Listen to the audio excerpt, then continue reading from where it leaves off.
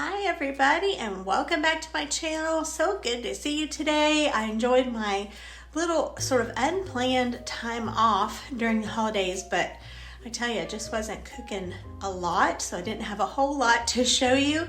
But I have gotten everything gathered up, put a video together, and I'm already really excited and planning on some things for the new year. So that's going to be fun, but we'll get next week. I'll probably talk to you a little bit more about that and what my thoughts are there. So I'm kind of excited for that, but I hope you all had a great Christmas and New Year. And here we are already 4 days into January. So I hope you enjoy this video. I've got some yummy things on here and I'm going to show you a little bit of some of our holiday festivities at the end. So stay tuned all the way to the end for that. So let's just jump on into the video, you guys.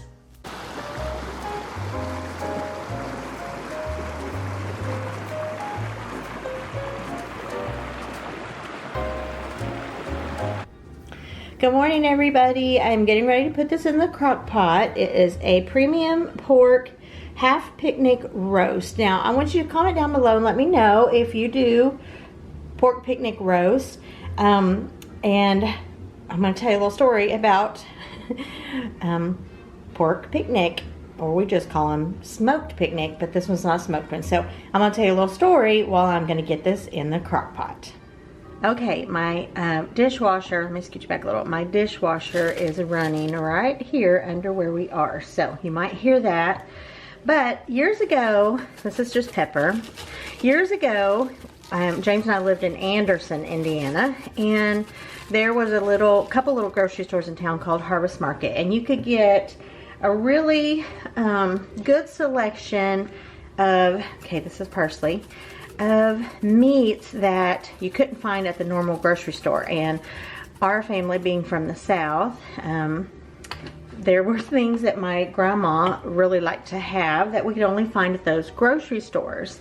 And okay, now this is this roasted garlic and herb. Anyhow,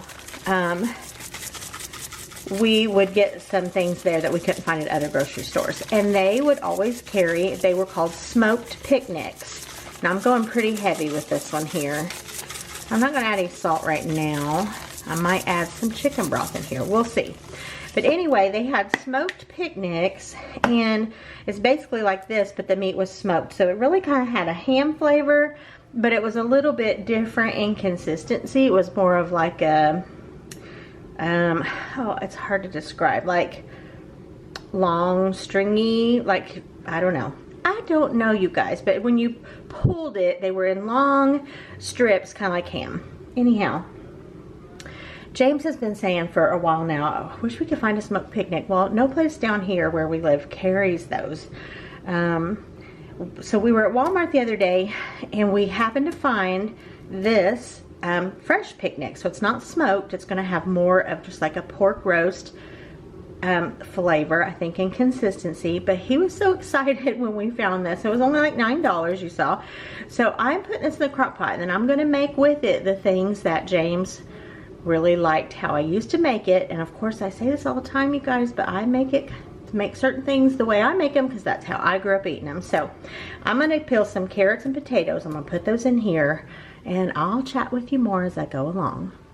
All right, I've already got my potatoes peeled and my onion peeled and cut up, and I was going to just show you this. This is how, when I'm peeling potatoes or carrots, onions, whatever, if I have a few to do, I always do this with potatoes. I just keep little grocery sacks to reuse and repurpose for whatever I need them for, and I always just go to my pantry. That's where I keep my bags. I pull out a bag, and then my potatoes are also in my, I said my pantry, it's really not. It's my little furnace room that's right here in the kitchen, and it's a pretty good size room. And anyway, that's where my potatoes are, and my onions. So I just go in there and pull out what I need, put them in a little bag like this, and that way I can just throw the whole bag in the trash when I'm done. So, as I am peeling these here, my mom would make a pork roast. She would do potatoes, onions, and carrots, and then she would make like a white gravy, and she would kind of smush up some of the vegetables in it. It was like a little bit of a vegetable gravy. So delicious. And we always had it with cornbread, and we would put it over the cornbread, put it over the roast. So good. So that's what I'm gonna make tonight. Okay, I decided not to do chicken broth. There's so much fat on that pork. It is going to be plenty of liquid in here. Here is my big plate with 2 really large potatoes, 4 carrots, and a small onion. So let's get this in. I'm gonna nestle this around in there. This is gonna be so good. I'm just very happy to make this for James. Okay. Look at that, looks so good. All right, lid on. I'm gonna be here all day. Got this crock pot going, doing the work for me while I'm doing other stuff during this busy time of year. Okay, it's much later in the day now, and I am gonna fry up this bag of breaded okra. I shallow fry okra. I don't put a ton of oil in there. I just don't prefer to, and I just kind of let it, this one's kind of clumpy because it's been in my freezer for a little while, but it's gonna all cooked down and fry up just wonderfully. One of my very favorite foods is fried okra. If you were asking me when I was a kid what one of my favorite meals was, this basically is one of my very favorite meals.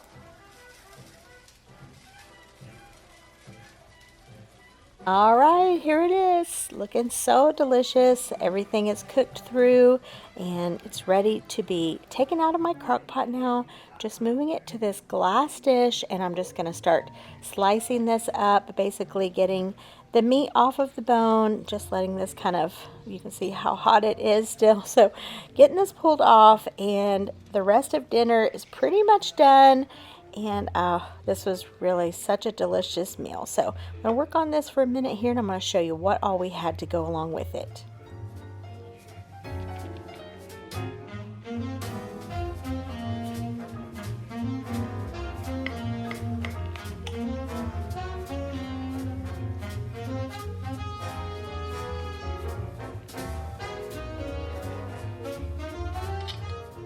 Now I'm going to show you how to make the gravy. So the same way that you would make gravy any other way is how we're going to start this. So some butter and some flour is what I have to start here. A little bit of salt, a little bit of pepper. You just want to get that to the right thickness and let that cook so the flour taste kind of cooks out a little bit. And then to that, for this type of gravy, my mom would use some of the veggies that she had cooked. So a little bit of the potatoes, the carrots, smush those down with a fork and throw those in, just making a little vegetable gravy. I've never heard of this before or since. The only person I ever knew that made this way was my mom, and it was just absolutely amazing. She was also one who always used evaporated milk in any kind of gravy that she made, or mashed potatoes. It was always evaporated milk, never any other way.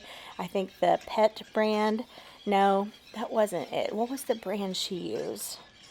Oh, I can't think of the brand that she used now. Milnot. I think that was the brand. Milnot. I'm pretty sure. So anyway, I definitely wanted to use evaporated milk in this gravy so it would have the same taste. And then what I showed not on camera was I added about a fourth or a little more of the drippings from the pork. And I put those into the gravy as well. And you talk about just a delicious, delicious gravy. This is one of them.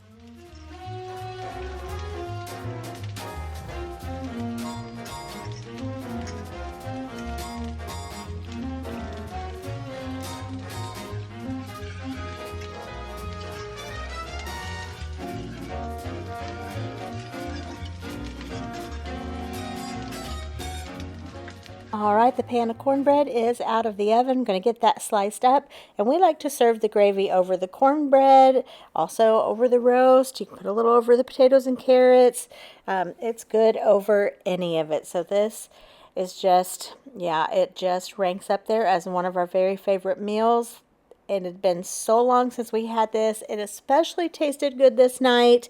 And I've already got it in mind to try to get another one of those roasts and make that for a family night coming up pretty soon. Here's a look at our plates. Oh my word, I just can't say enough about how much this hit the spot this night. It was just exactly what we wanted. So, so delicious. For dinner this night, I decided to use some macaroni and tomato that I had put into my freezer. So here it is. It's a bag of macaroni and tomato I had cooked up. We didn't eat all of it, so I froze what was left. I knew I could add this to something, a goulash, a chili, something.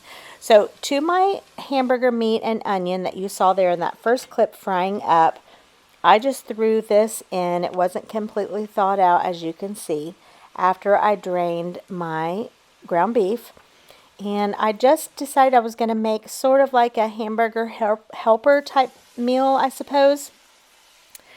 I put in 2 cups of beef broth there, and I'm just going to let this continue cooking until we get this macaroni kind of all softened up. And I'm going to add cheese in. This is really, really easy. It was quick, and you will see upcoming, I'm going to talk to you about this here maybe next week, but I am on a mission, and January is going to be kind of a low spend month, specifically because I want to use what I already have in my freezer and my pantry. So I'm going to really make that my focus. So I'm going to talk to you more about that next week, but here we go. This is what it looks like after it's all simmered together there. I am going to add in my cheese now. I had just a little bit left in this bag, and then I had some cheese that I had shredded myself. I'm going to add that in as well. The last thing that I added was a pretty hefty squirt of ketchup. Just needed a little bit of richness and tang that ketchup provided. This was such a quick and easy meal. We were on the way out the door this night to go see Henry's Christmas concert, so this was quick to pull together. It was hearty. It was really cold that night, so it was just right. So these are ingredients that probably most of us have most all the time, and again, just pulled together a real quick meal. Kind of just tasted like a real hearty, beefy mac and cheese. It was really good. Well, tonight is family night, so I am giving you a little preview here of what I am getting ready to show you that I cooked up. We've been so busy, every one of us, our kids, us, it's just been hard to get together for family night, and it feels like it does this every late fall and like December. It's just so busy, but I was so glad that we got a family night in, and it just does my heart good when everyone is here. It's a rare occasion that we get into kind of that groove, but like I said, holiday schedules sometimes just get us all messed up. So I cut up some boneless, skinless chicken breast into strips, season those with that garlic, or I think it's butter garlic seasoning. Put those into the Ziploc bag with a little bit of flour. I'm just wanting to get a good coating on this chicken. I am making barbecue chicken, but I most always do barbecue chicken this way. I either pan fry it, well, that's pretty much what I do, is pan fry it to get a little bit of a crust on there, and then I put the barbecue sauce and let it finish off in the pan, or I put it in the oven. I just like it that way the best. So I decided to oven fry these this night. So I went in with a little bit of olive oil on the bottom, put the strips down on top of that foil, olive oil on the top, and just a little bit more of that seasoning. And then I just let these bake in the oven fry, I guess. While that was going on, I pulled together here chicken and a biscuit. If you've been around here a while, you've seen this. This is my mom's recipe. It is cream of chicken, equal parts with milk. You mix that together, and then you put it over canned biscuits. She always used the little ones. This was before the grands were around, so I still use the little ones as well. You basically just put a little bit of the soup mixture in the bottom, put your biscuits, and pour the rest on top, and you bake it. Just depends on how many you're baking, depends on your oven, but anywhere from 30 minutes to an hour. You just want the biscuits to be all the way through. And if you like a dumpling or something like that, this is very similar in taste. This probably was my favorite meal growing up, chicken and a biscuit. I just loved it. And my kids always loved it, and now I have a grandson, Fisher, who just can't get enough of these. He loves them so much. And so I basically made these tonight with him in mind. I made him, oh, I don't know, back in the fall. And he just loved them so, so much. All right, got those in there. And in typical Angie style, I tend to overfill my pans or try to get more than I probably should in the dish. That is just what I do. I need to do better to not do that, but I'm going back in here now and just gonna shove a few more of those little biscuits in there. I also decided to use the rest of the carrots I had in the fridge, just kind of cut those up, seasoned them up with a little bit of salt, pepper, garlic powder, put on a little bit of butter and a little bit of honey, and I just baked those in the oven. They were really delicious, and then I just made a big side salad, put all the yummy fixings and toppings that I could come up with to get that together. And dinner was served. For the barbecue chicken, after it was done, I just added Sweet Baby Ray's barbecue to the top and put them back in the oven just to make sure that was all warmed through. This was really, really good. We didn't have a whole lot of leftovers this night. I think sometimes, you know how it is during the holiday season too, you don't, at least I don't, cook always the same as I normally do. So sometimes just a really good home cooked meal in the middle of the busy season is just what you need. And that's kind of what this was this night. I thought I would finish out the video here by showing you some things that we had that were sort of holiday related. I'm going to show you what we had on Christmas Eve, just a few pictures and some video of that to finish this off. So for, what did I make this one for? Okay, yes, so these first couple of recipes I made for our sweet baby Conrad. Had his first birthday in December. And for his birthday party, I made a triple batch of these sliders, just the typical ham and Swiss cheese with the yummy gooey topping that you put over top that has the Worcestershire, the mustard, the brown sugar, the butter. These are always a hit. We just have some in our family that love these so much, and I'm included. I really love these, and they're great for parties. You've seen me make these on here several times. On these particular ones, I got 2 pounds of off the bone. I can't remember the brand of the ham, but oh man, that ham was delicious. So that was a bonus to have such a yummy ham on these little sandwiches. So I made these for the party, and then now I'm going to show you these sugar cookie bars that I made. Hey everybody, this dough here is going to be for a new recipe I'm trying for sugar cookie bars. And I saw this shared on Instagram, and I thought this looked really, really good. So inside of here, I've already got this all mixed up, ready to go in the pan. It's 2 sticks of butter softened, 2 cups of sugar, 4 eggs, 5 cups of flour, and some vanilla extract. And it makes this really tasty dough. I already tasted it just to see. And you bake it in a pan, like a cookie sheet, and frost it, and it's basically like the soft frosted sugar cookies but in bar form. So I thought that would be fun to try. I'm going to get this on the pan and I'll show you what they look like when we're all done. All right, I'm going to try to share what I felt about these and make it as clear as mud, okay? So they were good, definitely. I felt like they were a little thicker than I expected, and I'm kind of thinking in my mind, I would prefer more of the thickness of, say, a sugar cookie. They were a little bit thicker than that, more like a bar, which maybe that's what they're supposed to be. All that to say, I would probably bake these on my next up size of cookie sheet the next time. Okay, I'm getting ready to make the frosting here, which was the cream cheese frosting. Delicious. It used almond and vanilla extract, which gave it a really, really great flavor. Powdered sugar, the typical, icing was great. Back to the cookies, the sugar cookie bars. So I don't know, maybe I read all the reviews. There were some mixed reviews, but there were a ton of reviews. And the girl that I saw on Instagram making these, I would trust her judgment on these as well. But I'm just not sure. I felt like they were a little bit dry, but they really weren't dry. not too dry at least. And then the ones that we had left over a couple days later were actually the best. I put them in the refrigerator because of the cream cheese icing, and they actually just tasted better, even as far as like maybe a little bit more moist. I'm just not real sure.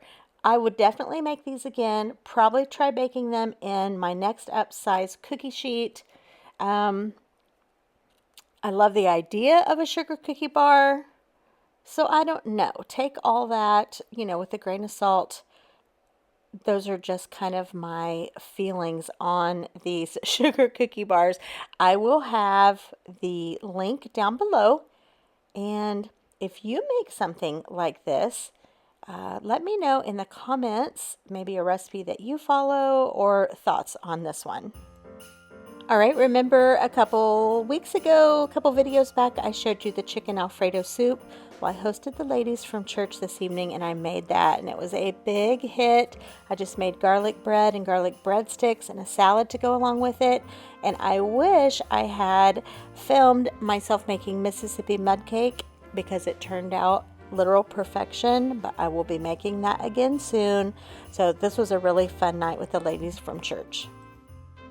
And this is a little look at our Christmas Eve. Our family gets together for Christmas Eve for our Christmas. And we had such a delicious spread of food. You can see some of the things here that we had. It was just so good. I was so happy that everyone was well and was able to be here. We had a delicious dinner and wonderful desserts. We had a Christmas punch, and then we got into the main important part of the evening, the gift opening. The little boys were all so excited for that, but I just thought I would show you here just a little snippet of our Christmas Eve.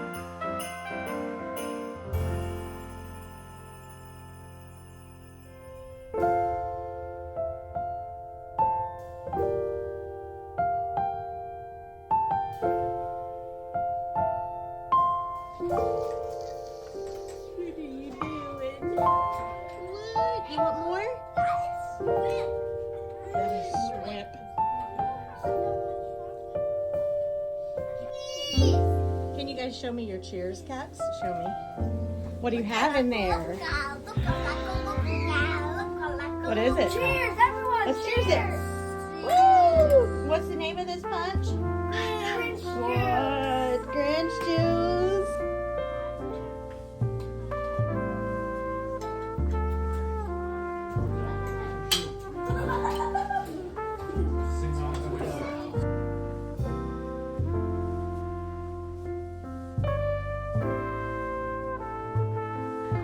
Thank you so much for watching. I appreciate every time you stop by here to visit with me and spend some time here. I really appreciate it always.